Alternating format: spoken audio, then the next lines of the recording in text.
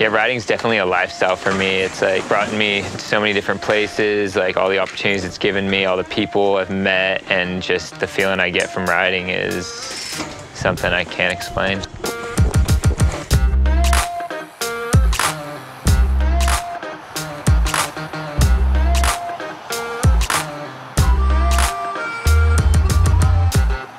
Yeah, so growing up here in Santa Rosa was amazing. It's the biggest city between San Francisco and Portland, Oregon, and the Santa Rosa Skate Park was like where I spent a lot of time growing up. Pretty unique skate park, with it being like a bunch of bowls. There was just tons of different lines and actually like really fun and cool to ride bikes there. Definitely say I spent a lot of time there growing up. Yeah, so back over here behind the skate park is kind of where dirt jumping all began for me. And you know, there's a good crew of BMXers that I grew up riding with that built back here. And as I got older and they got older, kind of scene started dying out. And yeah, these is jumps where it happened.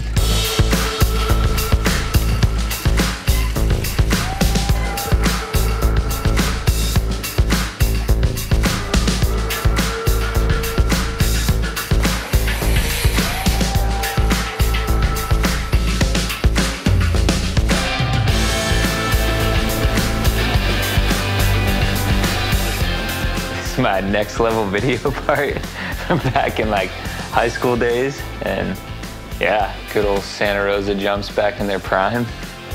Pretty cool to see like an old clip little video that sums up like my youth and how I got to like where I am now.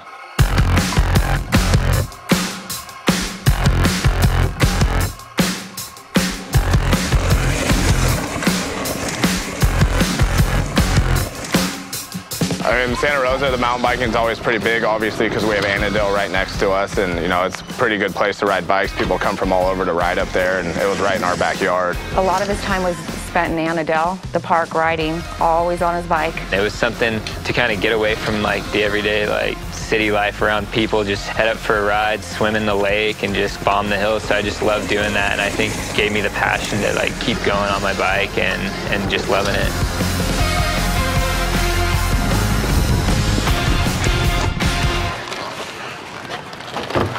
Good times. Yeah. Well, you come back sooner so I could actually ride my bike.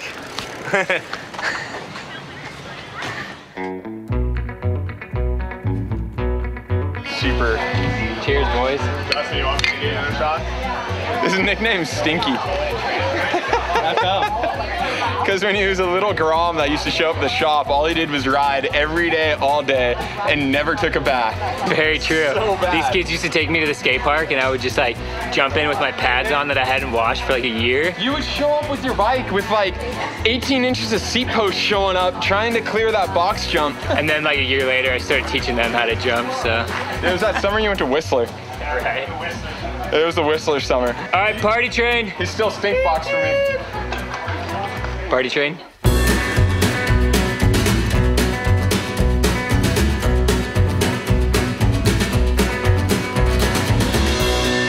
Oh, it's tiring. 10 lappers just kill you. Yeah, it's good. It's always good to come back home and like ride with all the guys I rode with growing up, and yeah, it's a good scene down here.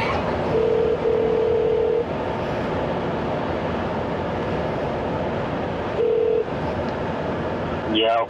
Yo. What are you doing? We just got done riding all day, but we're headed back now, so ride like later in the day.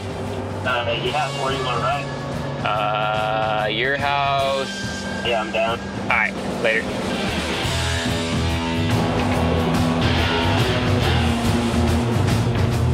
Having Santa Cruz just a couple hours south, and a lot of guys that I looked up to and grew up riding with, yeah, I just thought it was like the best case scenario to move down there and be able to train with people on the daily basis and just be around the scene that was just so big. With Andrew moving down to Santa Cruz, definitely was a career move for him, so he could achieve his goals and ride every day, ride with people that were a higher level.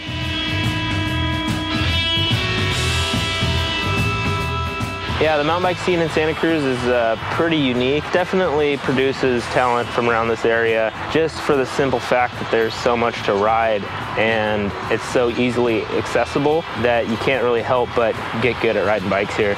And there's a lot of good riders.